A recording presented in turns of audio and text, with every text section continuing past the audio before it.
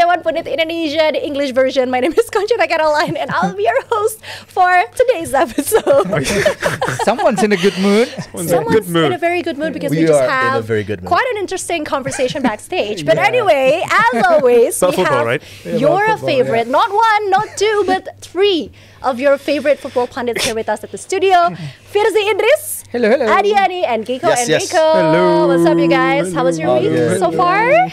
Nice. Oh, good. Having a nice week so far? Lack of sleep for the guy in front of me. Lack of sleep. Busy with the Champions League. Yeah, with the last night Champions League. Yeah. Real Madrid, Atletico. Yeah, and speaking of the Champions League, today we're diving into one of the most heated Champions League round of 16 clash. Yeah. This is the match between Real Madrid and Atletico Madrid, a match full of drama, stunning goals, and tactical battles. And in the end, a moment of brilliance from Brahim Diaz gave Real Madrid a narrow 2-1 advantage heading into the second leg. Now let's talk about those two stunning goals. First half to remember how important was Rodrigo's quick goal in setting the tone for Real Madrid. I think I'm going to go to Mas Firzi first. Yeah. Well, yeah, the match itself was built up as the Derby of Europe.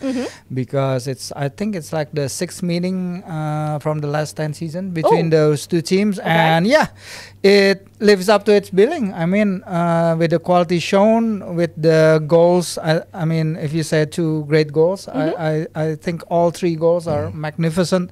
Very, very well done. Starting from Rodrigo with that Fede Valverde pass, superb. And the goal from Julian Alvarez, I mean, come on, like you score from that. It's Opta defined that chance as 0.03 expected goals. He's not crazy finishing from there, and he got this habit of scoring great goals. I think he scored like a goal every two shots that he have this season. It's his 22 goals this season already. He surpasses Luis Suarez 21 goals in the 2020-21 campaign. The fastest Atletico Madrid player to reach the amount of goals he scored since Diego Costa in 2014. Yeah, so I mean 80 million well spent, but at the end of the day Real Madrid showed, even at their current injury crisis, even after what they been to in the past few days, the defeat at Benito Villamarin against Real Betis, they showed that they truly have that European DNA, the genius goal, the way Brahim Diaz took that goal. I mean, can you say that name again, Brahim? Brahim Diaz. Yeah, like a lot of people, I think they say that he's not quality. I believe that he is quality from the start of the season with Dani Ceballos. Unfortunately, Ceballos is injured. So I think both players deserve the limelight for a few performances, very, very good performances. Because everyone ask what's the answer with Ceballos out injured, Bellingham's suspension, but then Brahim showed what he can do, and he's a great player. I think it was an amazing match. I think there's quality goals, and Julian Alvarez, again, an amazing goal. Talked about Brahim Diaz a bit, and I think he's a quality player as well. I agree with Adi. Wherever he goes, he shows quality. It's just he gets lack of playing time, unfortunately, in the past couple of years. But again, he's a quality player. And again, there's a lot of DNA that Real Madrid brings to their game when it comes to Champions League. You know, the form they're having in the La Liga isn't that brilliant at the moment, but they've shown otherwise with Jude Bellingham being injured, but they still score quality goals. Suspended, right? Suspended, yeah. Sorry, did I say injured? I meant suspended. Jude suspended, but yeah, I think this Real Madrid team, you take every individual they have and you place them in any different team, they're so good. They can adapt to any team, but that's what they bring. So it was a quite an entertaining match. Not really an Atletico DNA to score goals like that, but that was amazing. So with Valverde also, the way he set up that play for Rodrigo's goal, this is his first game after like 2 or 3 games out, and then he came back into the team and play like as he did, not just set up that goal, but also the way he blocked one of Atletico chances on the line. I forgot from whom, but it's a great clearance from the line. That goes to show how much of a leader he is. And speaking about leader, we also need to talk about how Luka Modric, when he came in, he stabilized that midfield. He made the team secured. I think he completed his first 15 passes. He won his first 3 duels after he come in. After he played 90 minutes against Real Betis, and he show what he can do at, I think, 39 years old. 39 years, yeah. 39 years, that shows how young. How quality he is at such a young age. Yeah, almost scores a goal as well. Almost scores a goal. He's the same age as me. Yeah, but look at me. Age reveal. Age reveal. Where I am, 39 years old, just sitting here and talking about football, and he's still playing at the highest level. Still playing it, yeah. But do you guys agree that the first 45 minutes was like the crucial part of the match itself? Yeah, I do believe so. And the start was good for Rodrigo, for Real Madrid, but then the answer from Atleti was great as well.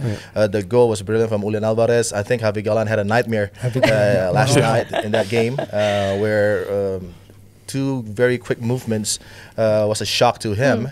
So I think a 2-1 lead is not safe if you take it to the Metropolitano. Yeah, it's going to be a very, very open game again. And if in fact that does happen, I think this game could potentially go to a shootout in the second leg. So I think everything is still in play, and the way that Madrid closes the game, they almost got a winner from Fini, I think, at the death. So yeah, for Atleti, a few maybe tweaks in the second leg. I think they'll be fine, and they'll be challenging Real, I think, to take them to penalties. What kind of tweaks are you hoping for? That midfield, I think they need to tidy up that midfield. I think if you play the likes of Llorente there, maybe it's going to be very open because he goes forward as well. I think someone other than him maybe trying to be more defensive, more sound in that midfield. Witsel maybe. So he was on the bench and didn't play, but he offers a lot more defensively. Great in the air as well. And for Real Madrid, with the option of playing Modric or Brahim Diaz, whatever Ancelotti picks, I think both of them brings quality. And I think this is quite strange for Man City, seeing Julian Alvarez, seeing Brahim Diaz. I think they should charge them for the 125th charge because they're letting go 2 great players in the forms of Julian Alvarez and Brahim Diaz. Yeah, I think a lot of people forgot that Diaz came in from Man City in 2019. And the way he plays now, a very able deputy. And besides that, I think the way Real Madrid set up the team, the way that Ancelotti sets up his team with the 2 wide forwards, very, very wide on the pitch, like they are both touching the chalk on the side of the pitch. Mbappe and Vini, they both made life very difficult because on one Marcos Llorente and then Javi Galan is very they were having a nightmare of a game yesterday. So maybe those sectors that Simeone will change. I don't know how he can change it before the second leg, but I think those are the sectors that he needs to put. And I think Real as well, they didn't press that well last night. The pressing is a problem. It's been a problem because they don't choose to press. That is Real, that is Carlo Ancelotti. But if you go to that, what do they call the stadium again now? Riyadh Air? Metropolitano. They changed the sponsors. So if you go there without pressing Atleti, this Atleti team is different now. It's not just about defending, not playing that low block, but they do tend to react to the opponent. So it's going to be quite open again in that second leg. Anything to add, Kiko? No, I think from Real Madrid's side, there's not really a lot to change because as you've heard from them, there's a lot of nightmares for the defenders, Javi Galan as well. And Brahim Diaz really is like filling that whole wide position, giving the options for a triangle for the wide players, because it's sort of like an overload on the left side where players can cut in. Not the first goal, obviously, with Rodrigo, but I think because that's what it is with Real Madrid, and their talents they're so good up front, they're so fast, and for Atletico to have to cope with that, then they need to be more defensive a bit. It's kind of counter intuitive because you need to score goals with that.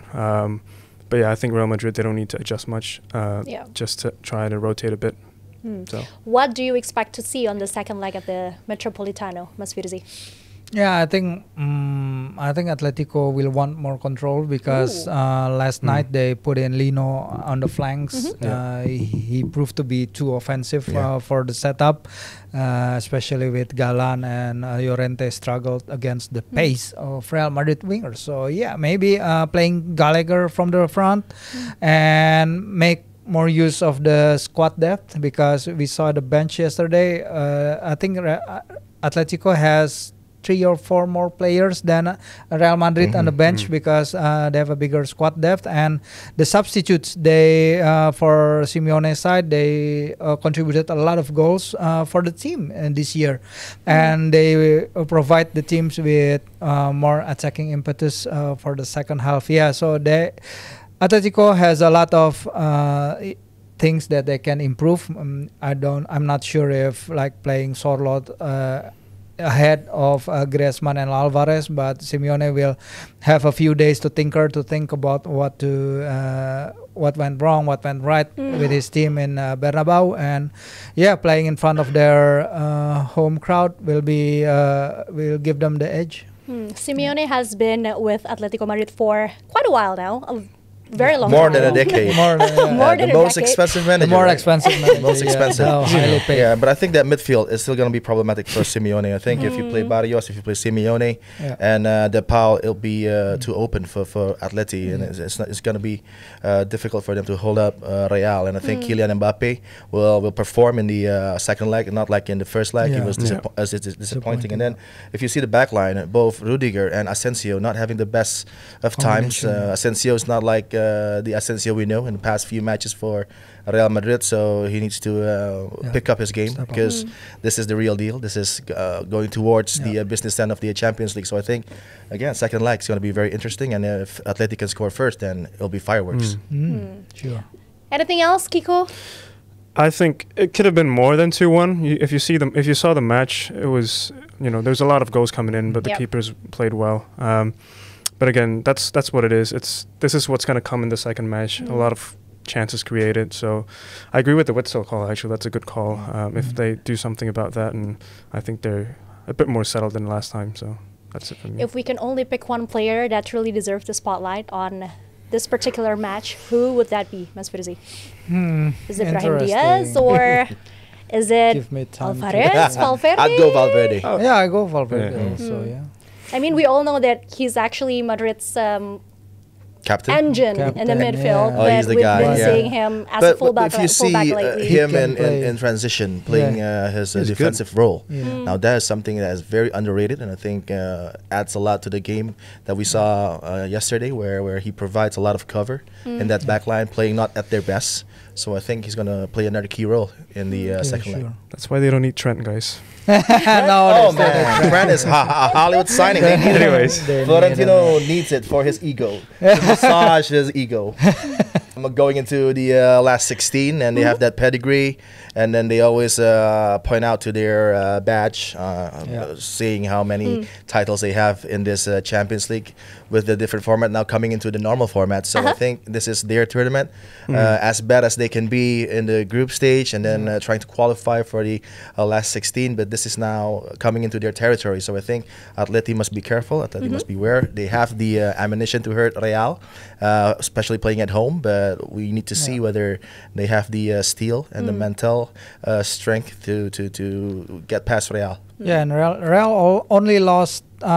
They went through on 10 of the 12 previous occasions against the same team from Spain, and the last one was when they went out against Pep's Barcelona in 2011. So it's been quite a while since when they meet a Spanish team and got knocked out against a fellow Spanish team. So it needs a very, very special team to knock Real Madrid out from the tournament, and Atletico has tried it in a few occasions. Even in the final in 2014, 2016, they can't make it. So a lot of impetus for Real Madrid to go through, but with the second leg playing it at the Metropolitano, anything can happen. Yeah, but a team playing at the back line with Langley, I think I'd pick Real all day. long legs is just liability. They have Oblak though. Oblak is the best. I've met Oblak. We talk over coffee. Again, what a great goalkeeper. Has a lot of stories. Last week was Ancelotti. One of my favorite goalkeepers. So yeah. I mean, not everyone can say that. Not everyone can say that. Oh yeah, I met Oblak. We had coffee. Coffee. That's quality. Coffee with Oblak. Coffee with Oblak. Yeah. I'd like to see Atletico win, to be honest. I think it's just a general football fan feeling that you don't want to see Real Madrid you don't want to dominate too much. Just Real Madrid really. No, they're so quality, to be honest. Like Real Madrid is so good. And like you call a bad season of Real Madrid, they still won the Champions League time against Liverpool. But really, I think I'd want to see an upset because Atletico Madrid deserves it. I'm not saying Real Madrid doesn't deserve it. Atletico Madrid also deserve it with their own way of football. But yeah, I'd love to see what's going to happen the next match. Be interesting.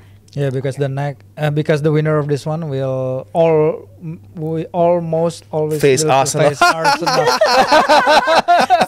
Why do you have to win 7-1 against PSV? And then maybe potentially second leg just a 0-0 game? 7-1 on aggregate, but you have to meet Real or Atleti. What a waste. It'd be funny if we see PSV against one of those. But for Arsenal, there's hope. Manchester United at the weekend. For another topic. Shall see We're gonna talk about it. That's for later, Okay. What's going on? So, what do you guys think? Can Atletico pull off a comeback, or will Real Madrid's knockout stage experience be too much to handle? Let us know on the comment section below, and we'll see you guys on the next video.